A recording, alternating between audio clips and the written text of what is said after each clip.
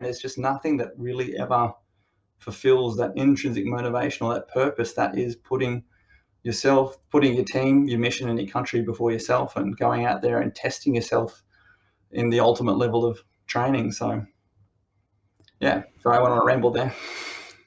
No, it's fine, man. That's why I wanted to have a conversation with you, bros. Like, let's have an open conversation about this, because I think it is an important conversation for people to hear. It's not just you that's going through this. I went through this myself. Most veterans have gone through this, and the interesting thing for me is a lot of people in the last year, in particular, particularly when lockdown started happening and people lost their jobs and they were stuck at home and they were isolated and they, no longer identified with what they did for work and they were no longer seeing their friends and family and things like that. That is some people's identity. Yeah. And when that's taken away from them, that's when mental health issues start arising. And, the interesting thing for me is like pretty much all military go from that environment where you're sacrificing yourself for a higher purpose. And then when you get out, you kind of, as you said, man, like when you're within the defense force, when you're, a high level fucking operator, you're being looked after because you are a capability and you need to be at your best health so that you can be utilized however and whenever possible to do a task, complete a mission, get the job done. But then when you get out, you're no longer, one of the capabilities and you're kind of left on your own and, go and fucking figure this out. Go and figure this out. You're not given any transition process. You're not given any kind of, getting into the army. You go through a basic 3-month fucking course to get in as an OR and longer for officers, right? But then when you go the other way and transition from the military to becoming a civilian again, there's no process. So, how do you teach? No, that's right, man. Like, you can teach people who walk in off the street, get off the fucking bus, how, 6, 17, 18, 19-year-old kids shave all their heads, put them in the same fucking clothes, tell them what's right, tell them what's wrong, give them all the rules and regulations, train them up for minimum 3 months, then send them off to their trade schools, then off to, their units. But then when you're getting out, there's no process, man.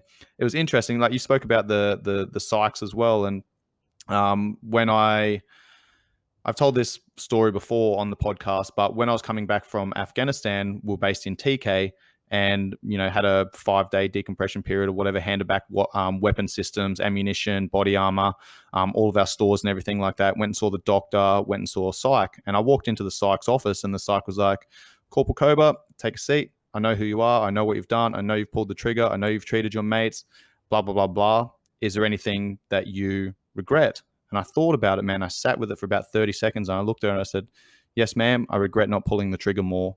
And she kind of looked at me. She made a little note. And then she goes, do you mind elaborating? And I was like, yeah, when we first arrived, we're a little bit hesitant. We wanted to, obviously, we were wary, man. We wanted to make sure we weren't doing anything wrong. We're following rules of engagement, blah, blah, blah. But then that, I guess, tentative behavior allowed the Taliban to fucking get the drop on us sometimes. Whereas in other situations, I was like, I wish we had have been more proactive because I would have this guy's head in my sight picture who's like following the main body. As a sniper, I'm, in the high ground observing, battlefield communications and things like that. And, I had this guy's head in my sight picture. I'm like, this dude's a bad fucking dude. We need to, take this dude out, but couldn't find any weapons. Couldn't see any communications equipment or anything like that. We knew what he was doing. He was fucking spotting, man. He was following our main group, our main body, and he was spotting, man. Anyway, obviously couldn't pull the trigger. A couple of days later, we find out, one of the boys gets fucking hit by, or one of our interpreters steps on IED, shreds his leg, kills him. One of the boys gets fucking hit, cops a heap of shrapnel, gets sent home, and we find out that guy whose head I had in my side picture was the IED facilitator. I was like, we could have fucking taken that dude out prior to it. And that's just one story, man. There's so many stories where that was the case. And I was like, man, fuck, I wish I had have seen something that would allow me to pull that trigger and take that dude out, because not taking that guy out then resulted in Australian casualties A&A casualties, interpreter casualties, and deaths and things like that, over the coming weeks. Yeah. And then, sorry, just to go on to that. So I spoke to the psych. Yep, cool, good to go. Got back to Australia. 3 months later, went and did a follow-up. And it was basically like, Corporal Koba, how you doing? I was like, yep, good, blah, blah, blah, blah. Answered some questions, told them all the right fucking answers that they wanted to hear, and then walked out. I never got followed up on ever again. And, I've been lucky, man. I don't have PTSD or anxiety or depression or anything like that. But that is simply because I took those skills that I learned as a soldier and I just reapplied them.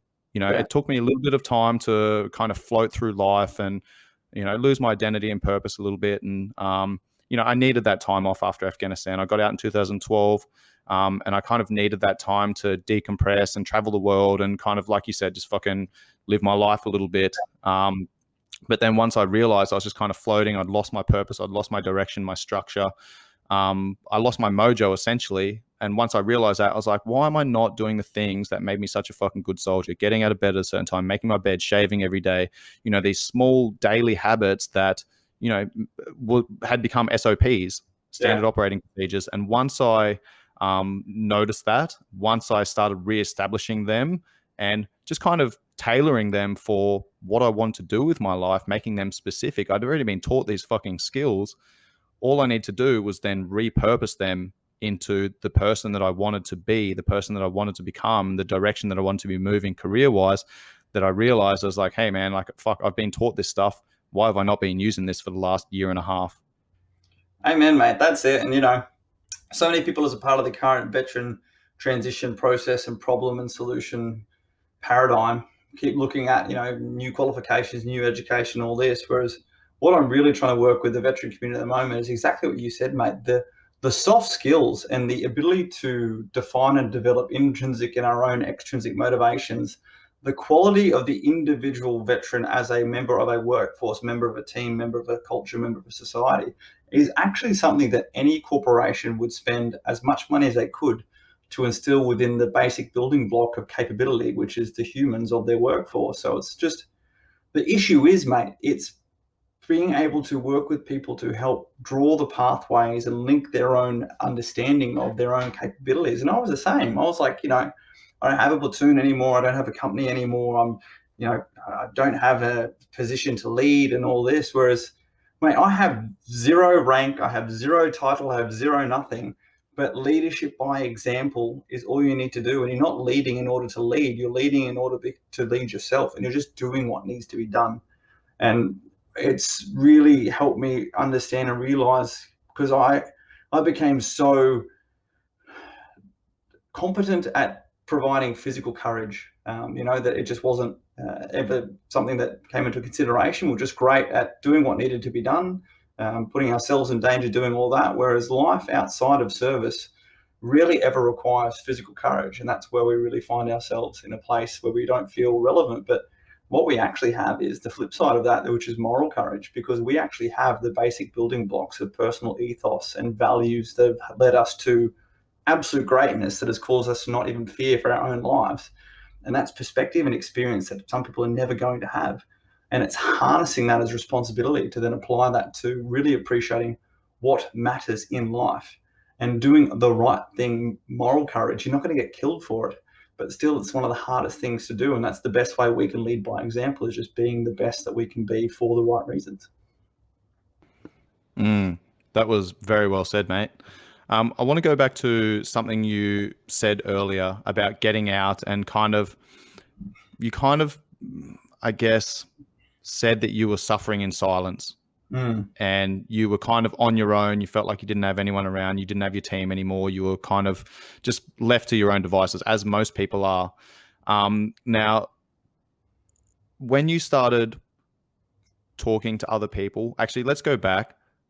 You said you were thinking about committing suicide, and you had this, I guess, light bulb moment where you're like, no, I can use this for a better purpose. When you started talking to people about this stuff and you shared what you went through, did you find that other people were also suffering in silence and had because we're guys, man, we just go, yep, fuck it, I'll deal with this myself. And we don't speak up about shit.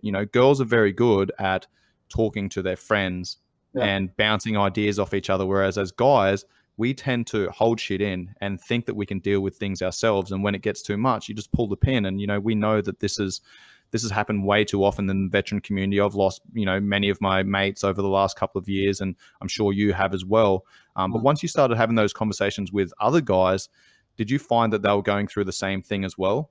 Well, that was the fascinating thing, mate. And you can imagine it was a slow and incremental process from my aha moment where I was all filled with purpose again through to, 24, 48 hours later where I was back into my own self-doubt thinking, you can't do this. You're not big enough. This is much bigger than you. And it was the real thing that actually made me do everything was then speaking with and reconnecting with a couple of my guys from my platoon, reconnecting with people like Scotty and others, and every single person had the same story or a version of the story where they doubt themselves and be taken to that place. And so many of those people, the first time they were talking about these stories, I'd had guys that I'd seen at the absolute greatest of human spectacle in firefights and shit, breaking down, telling me about their situations. And that's why I was like, holy cow, there's something in this.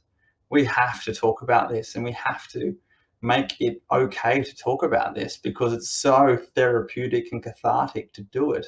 And the only thing that is literally holding ourselves back is ourselves. So that's where I was able to lead by example and just being vulnerable and authentic and be able to actually see and others help me in just appreciating that we're all human.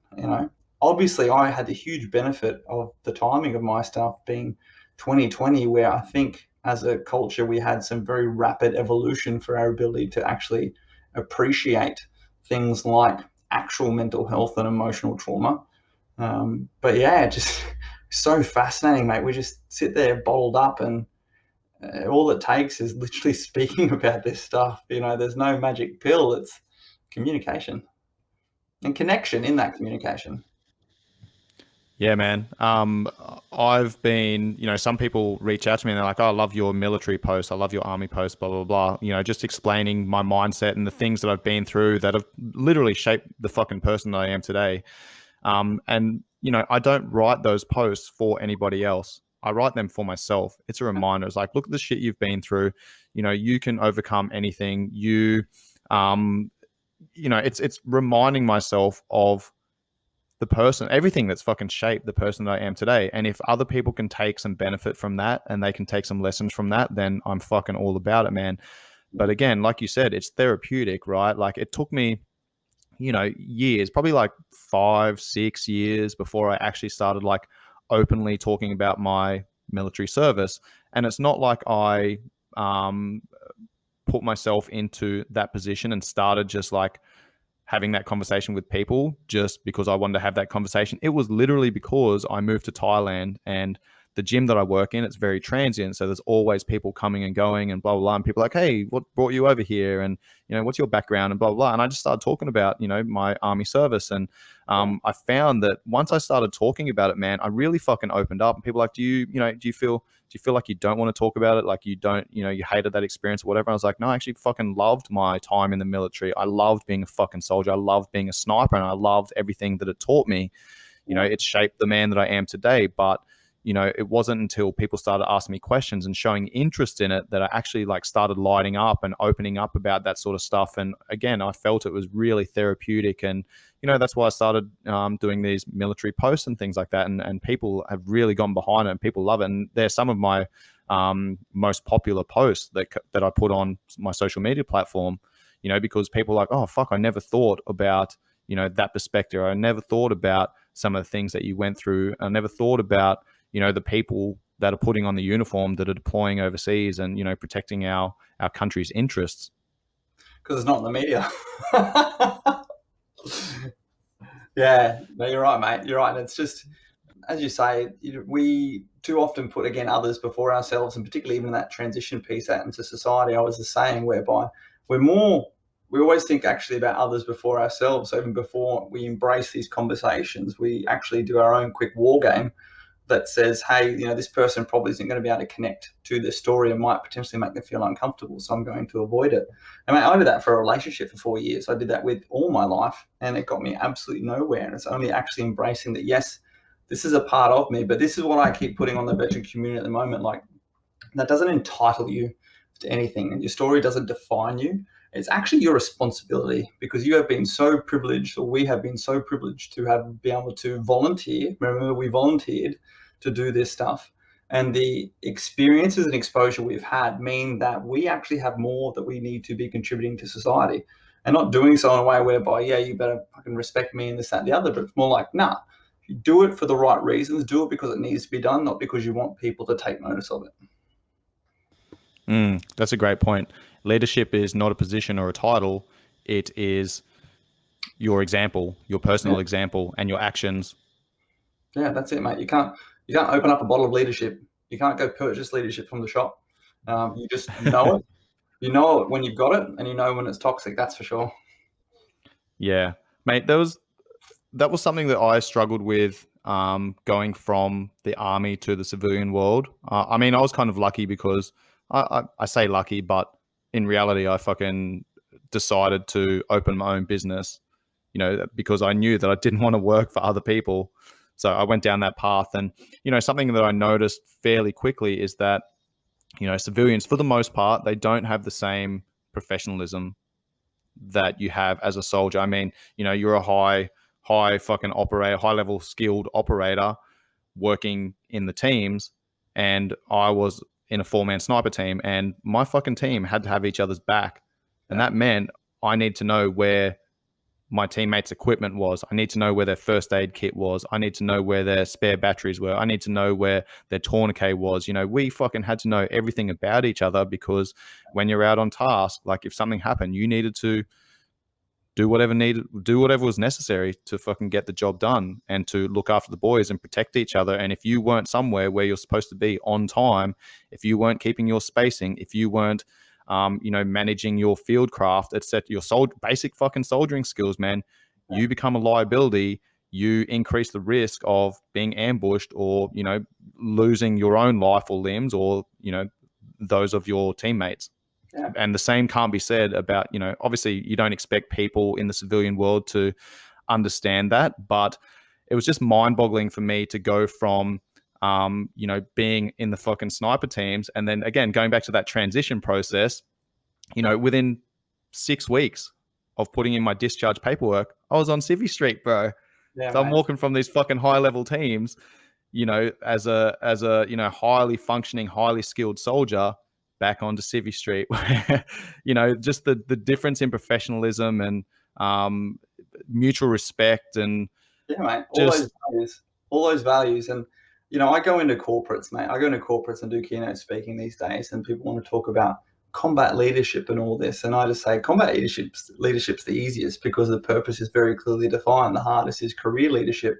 When you have to actually deal with people's personal ethos and cement them with values and whatnot. And most of these big corporates that I talk to, the COOs, the CEOs, they have never had proper professional leadership training.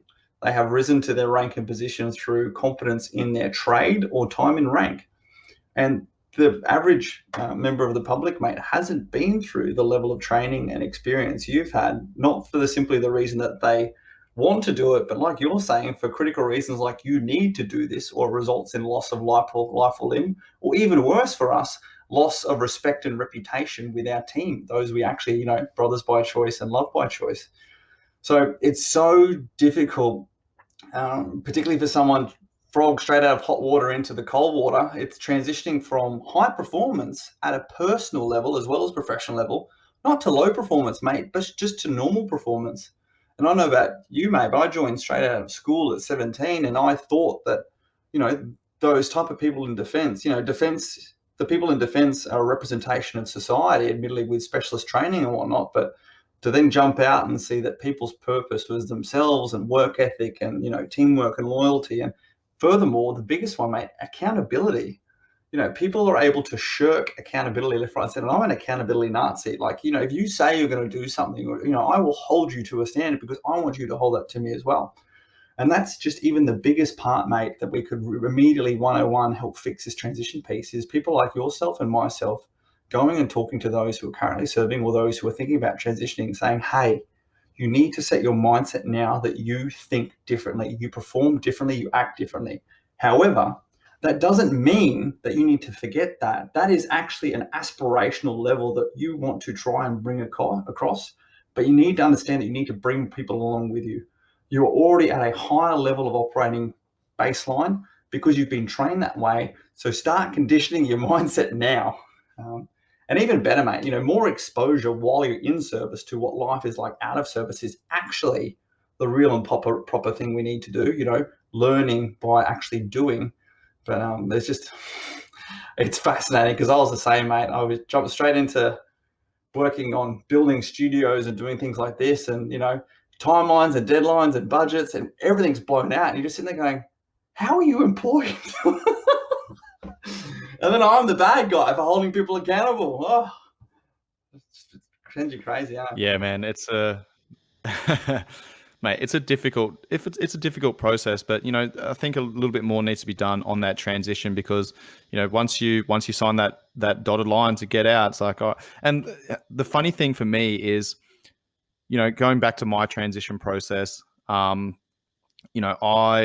filled out my paperwork, I got everything ticked off, I ticked all the boxes, and I got called into the CEO's office, and I walked into the CEO's office, had a quick conversation with him, and he was like, all right, cool, what are you doing with your life? And I was like, oh, I'm going to do this and that and blah, blah, blah. And he's like, all right, cool, thank you for your service, all the best. And I walked back down to the offices. I walked down the hangars, man, and one of the boys comes up and he's like, what'd the CEO say? And I was like, oh, he just wished me all the best. And he's like, my mate was like, that's fucking bullshit. You're one of the most respected, like highly decorated soldiers in the battalion. They're just going to let you walk out of here. They're not going to fucking put up a fight and try and, keep you around to pass on this information to, the next bunch of leaders or whatever, man. And I was just like, I was actually glad that, didn't try and fuck me around and keep me in. But then you see other guys that, are trying to get out, that get fucked around, man. They lose their discharge paperwork and it takes 6 months, it takes a year. And then there's other guys that they like highly qualified soldiers, good dudes that you want in your battalion to pass on the experience, knowledge, information to, the next bunch of soldiers coming through. They let those guys walk out really fucking easy because they were good soldiers. They're like, oh, they'll be fine in normal life. But then you got the pieces of shit that didn't have their shit together, that were just a fucking pain in the ass for everyone that dealt with them, and the battalions would just hold on to those guys and make it difficult for them to get out. It was crazy, man. I was like, this weird fucking dichotomy. I was like, you're letting the good guys walk out the door and you're holding on to the shit dudes. It's like, what sort of a culture are you creating? I don't know. I personally never got to see a lot of that. But one little point that I really did pick up on was just the lack of no engagement with those people once they're gone. Like, you'd think there'd be some, we learn the best when we actually have like a mentor, when we have someone like we can look up to, or we can like at least envision our own personal glide path in some form of a pattern or trajectory in that direction. And then, not even having anyone check up on you in the first year, the second year, like the first month, hey man, like what have you learned? Like, but you can imagine, mate, you stand up a capability which is meant to be this joint transition authority that they've stood up here in Australia and be like, hey, your task is to like effectively transition people. First and foremost, it has to come from people who've already transitioned. I know if you asked Major Heston Russell of 2017 to do this transition program, I would have been like, right, we need to do this, this, and this. And then Heston Russell right now is like, hell, you're so wrong. Like, you have to have literally walked that path because it is life. But yeah, I just can't believe it. And this is what it comes back to, is even helping people better understand that in defense, while there's plenty of those around who do care who you are, what it actually comes down to is what you can do. It really comes down to what you can provide and what you can do. And when you can no longer provide, or you choose that you're no longer going to do that, then sorry, you're a good guy, but we don't need you. And it's hard to move on from that, mate. But honestly, just even if someone had said that to me, hey, you're probably not going to hear from defense. We need to move on. We got to do this. It's for the first time where you really start to get that emotional injury, and that's where entitlement starts to creep in. When you don't feel like you're being treated the way you're entitled to, you don't feel like you're actually getting a fair go. You don't feel like your service is worth anything. That's where resentment builds and entitlement festers into your own sort of toxic personal culture. There's an interesting point there.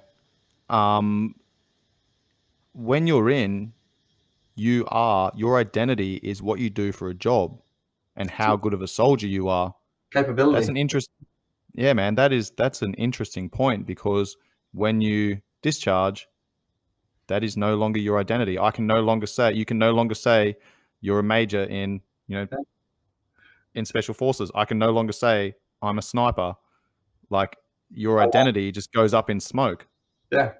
So it's like I was like, cool, man. I'm like, what are you today? I was like, I'm a veteran. Cool. Yeah. What are you doing with that? Good question. I'm trying to figure that out. Yeah.